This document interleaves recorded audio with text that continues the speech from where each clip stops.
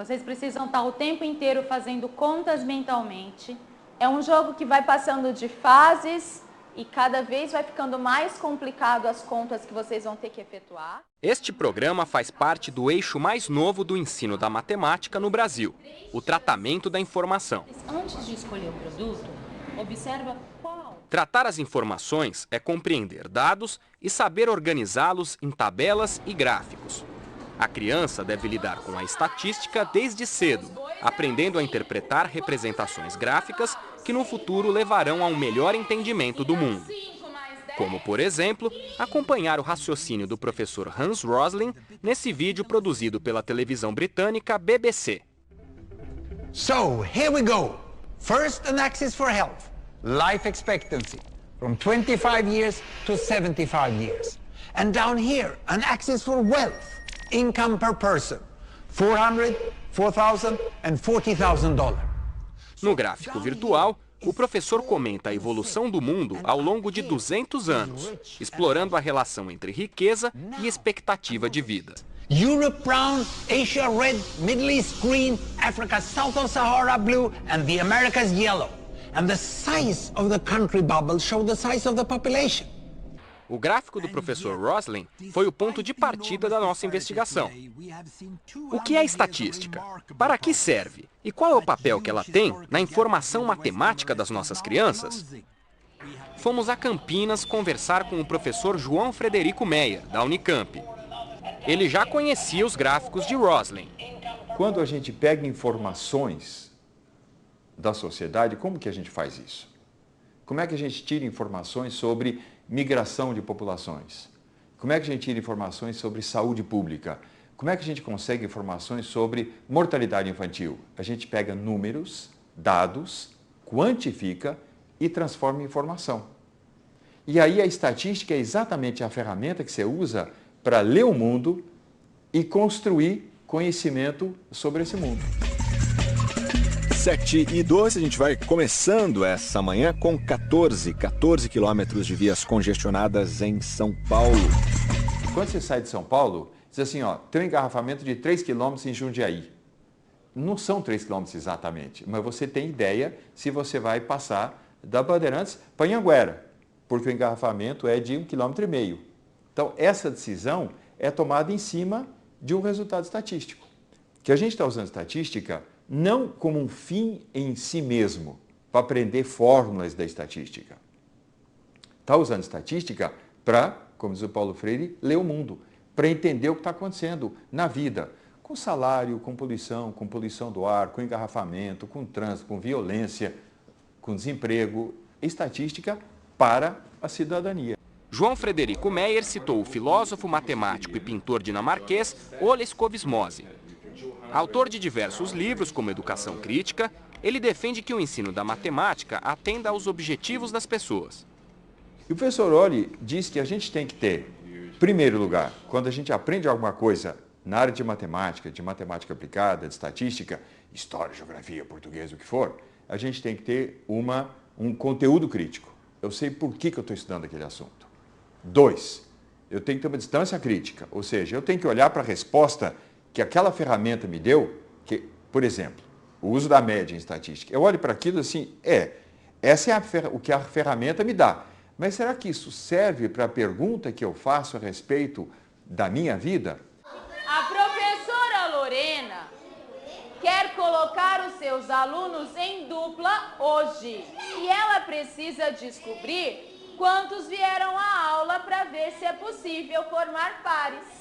A Escola Estadual Pedro Voz, na Zona Oeste de São Paulo, é considerada uma instituição de destaque pela Fundação para o Desenvolvimento da Educação do Estado. Aqui existe um projeto de educação integral que usa o computador para reforçar o ensino da matemática. E olha quem estava lá, a estatística. Cada corzinha do gráfico é de um animalzinho. Agora olha para mim o desenho dos patos. Quantos patos tinham lá no sítio? Não, olha lá, barrinha roxa. 4. Tinha mais galinha ou mais patos? Mais galinha. Galinha. Por quê? Porque as galinhas eram 12. que eles não vêm para aprender aula de informática, mas como esse computador pode modificar as aulas ou ajudar a auxiliar na sala de aula. Se a gente utiliza esses gráficos constantemente, essa leitura vai ficando cada vez mais fácil. Né? Pode perceber que não é algo impossível de ser feito. Mesmo para crianças de 6 anos, que é o primeiro ano, eles conseguem ler o que está escrito naquelas imagens. Então, é só um dado a mais que precisa ser utilizado.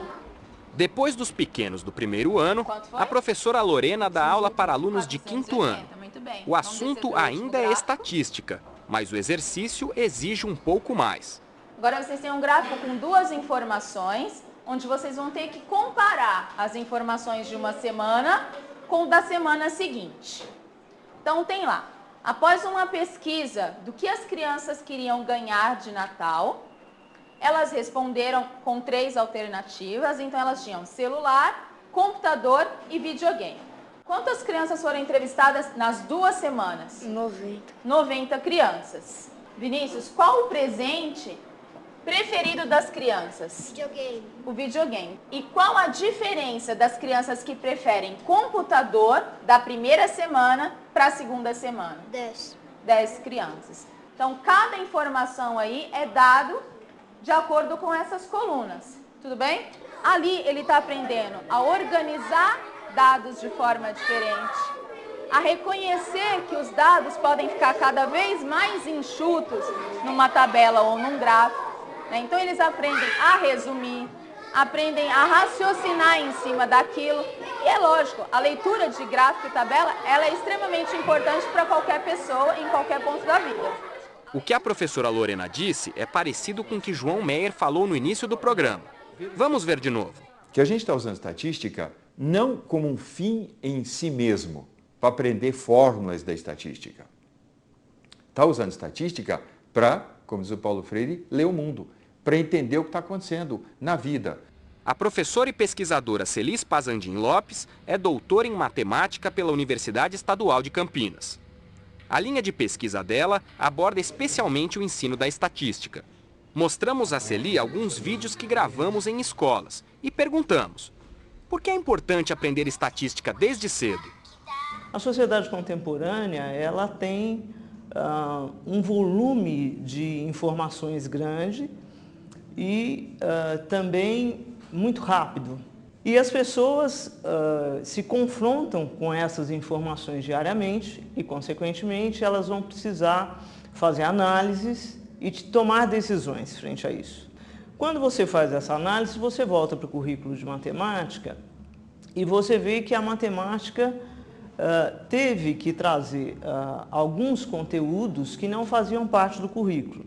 E no Brasil, então, a gente tem a chegada também dessas discussões e chega com os parâmetros curriculares um novo bloco de conteúdo para a matemática, que é o tratamento da informação. Celi se refere aos parâmetros curriculares nacionais, criados em 1998 pelo Ministério da Educação. Veja o que diz a recomendação para o ciclo 1 do ensino fundamental. Os assuntos referentes ao tratamento da informação serão trabalhados neste ciclo, de modo a estimularem os alunos a fazer perguntas, a estabelecer relações, a construir justificativas e a desenvolver o espírito de investigação. A finalidade não é a de que os alunos aprendam apenas a ler e a interpretar representações gráficas, mas que se tornem capazes de descrever e interpretar sua realidade usando conhecimentos matemáticos. No meio da conversa com a professora Celi, lembramos de uma explicação recorrente para as dificuldades que as crianças enfrentam no aprendizado da matemática. Mais especificamente, está relacionado à questão da abstração, tá? O aluno das séries iniciais tem menos abstração que os alunos das séries finais. Para as crianças é muito difícil, exatamente pela abstração.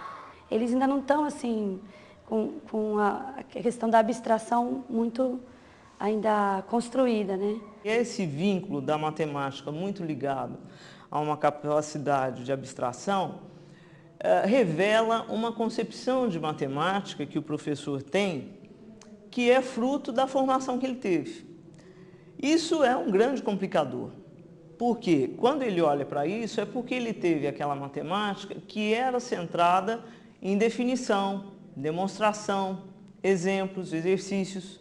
Agora, nem sempre a atividade que a gente propõe é que tem que apresentar a ruptura com a abstração, né? Por que os professores se referem tanto à abstração? Porque quando eles pensam uma atividade matemática, eles pensam uma atividade que exige uma capacidade de abstração, e aí ela não é compatível com aquela faixa etária. Você vê que o conhecimento de algumas ideias estatísticas desde a infância vai permitir à criança uma análise de situações da realidade. Então, a gente não está falando assim de você trabalhar com situações formalizadas desde cedo com a criança, mas a criança ter vivências de mapear o seu universo. Na Escola Brasílio Machado, zona oeste de São Paulo, experiências do cotidiano aproximam as crianças da linguagem da estatística. Clique em colunas. Clicaram? Sim. Vamos aguardar um pouquinho que vai gerar para nós um gráfico, certo? Como neste exercício para entender o sobe e desce dos preços. Observe novamente a tabela. Olhem o arroz. Vocês observaram? Sim. Olhem as cores do gráfico. O arroz começa com que preço no mês de setembro? 8,50. Olhem o gráfico. No mês de outubro? 8,19. Uma queda. E no mês de novembro? 5,20. Está vendo? O arroz é o produto nesse período que tem a maior queda. E as crianças hoje fazem escolhas, até pelo próprio uso da tecnologia, o próprio acesso à internet, ter que optar por um site ou por outro, analisar a veracidade de uma informação dentro de um site ou de outro. Então, isso traz ao currículo de matemática uma necessidade que vai para além do domínio da aritmética, da álgebra, da geometria. O que nos preocupa muito? Quando o professor limita o trabalho do tratamento da informação, a construção de tabela ou simplesmente leitura de tabela ou construção e leitura de gráficos, né? A ideia do bloco tratamento da informação é que ele seja muito mais do que isso, mas que você trabalhe de forma interrelacionada a combinatória, a probabilidade e a estatística. Isso é difícil porque o professor não teve na sua formação. Quer dizer, quando você olha nessa perspectiva, para que o professor consiga pensar um trabalho com a criança nessa linha, ele precisa ter vivenciado isso em algum momento. Ele precisa ter repensado a concepção que ele tem de matemática. O que não justifica é quando você pensa um trabalho de estatística que seja na perspectiva que a gente aprendeu, por exemplo. Aí sim, você não vai conseguir perceber como aquilo tem significado para a criança. O que é fundamental na educação matemática para a infância é que você respeite o universo infantil da criança.